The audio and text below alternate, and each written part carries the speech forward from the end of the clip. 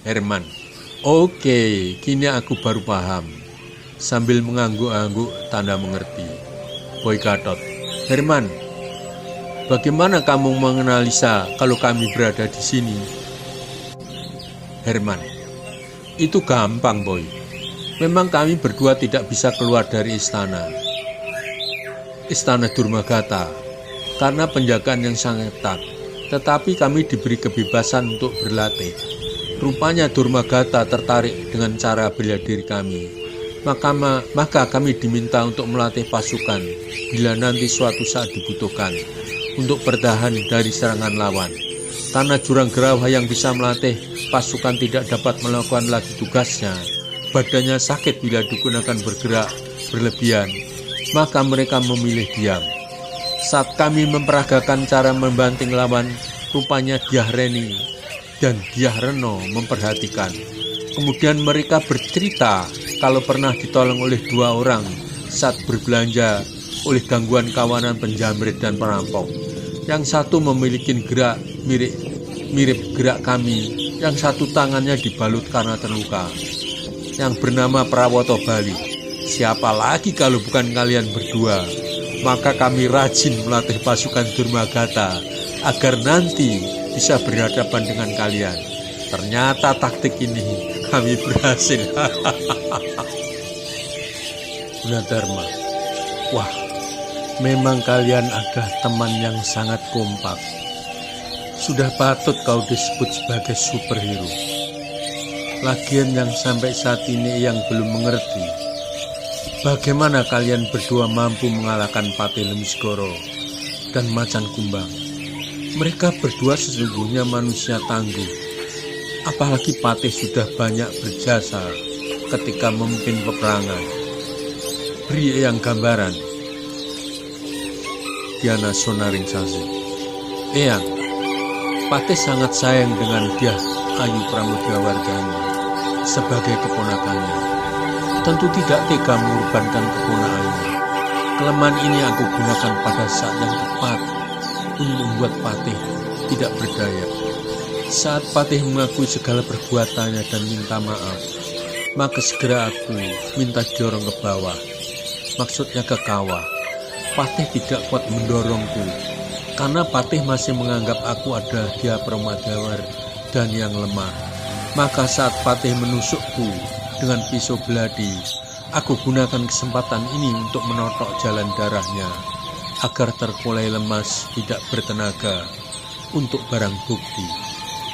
Selanjutnya inilah tugas Boy dan Hambali untuk membawanya. Kalau Macan Kumbang kalah hanya karena direndahkan oleh taktik Jack agar hilang kewaspadaannya. Pertama, ketika meminta bumi menjadi gelap itu dikatakan sebagai permainan anak kecil. Padahal Macan Kumbang pasti susah untuk menghitung saat yang tepat kapan bumi gelap karena gerhana matahari. Disebut permainan anak kecil, tentu saja marahnya Macan Kumbang sampai ke ubun-ubun. Sudah begitu direndahkan lagi kalau bisa mengalahkan kami berdua sebagai murid. Kami boleh diperlakukan segendak Macan Kumbang. Ternyata Macan Kumbang hilang kewaspadaannya. Tentu sangat mudah dikalahkan. Padahal Macan Kumbang adalah orang yang mumpuni, dapat menghitung kapan gerhana yang tepat untuk membohongi rakyat Mataram yang hampir saja mengakui Durmagata sebagai Raja Mataram. Juga ketika mengatakan penyamaranku adalah sebagai putri palsu pun benar.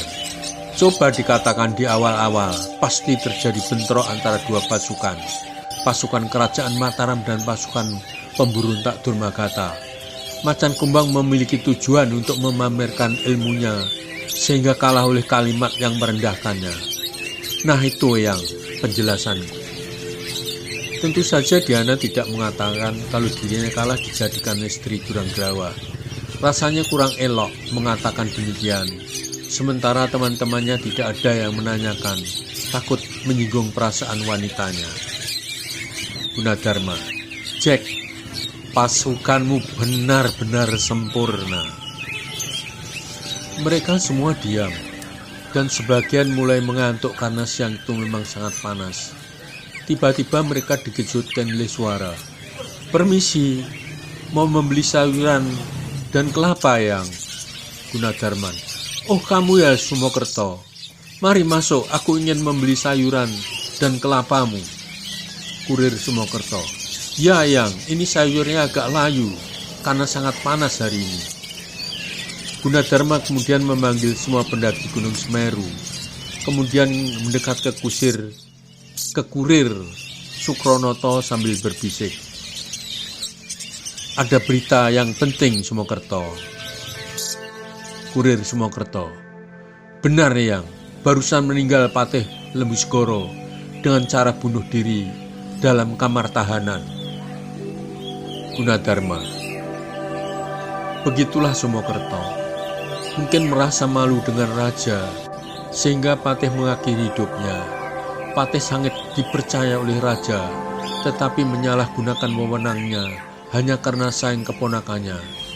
Terima kasih atas informasimu, Sumokerto. Ini uang sekedar ganti sayur dan kelapamu." Kurir Sumokerto, "Terima kasih Yang, ini lebih dari cukup. Kami mohon pamit."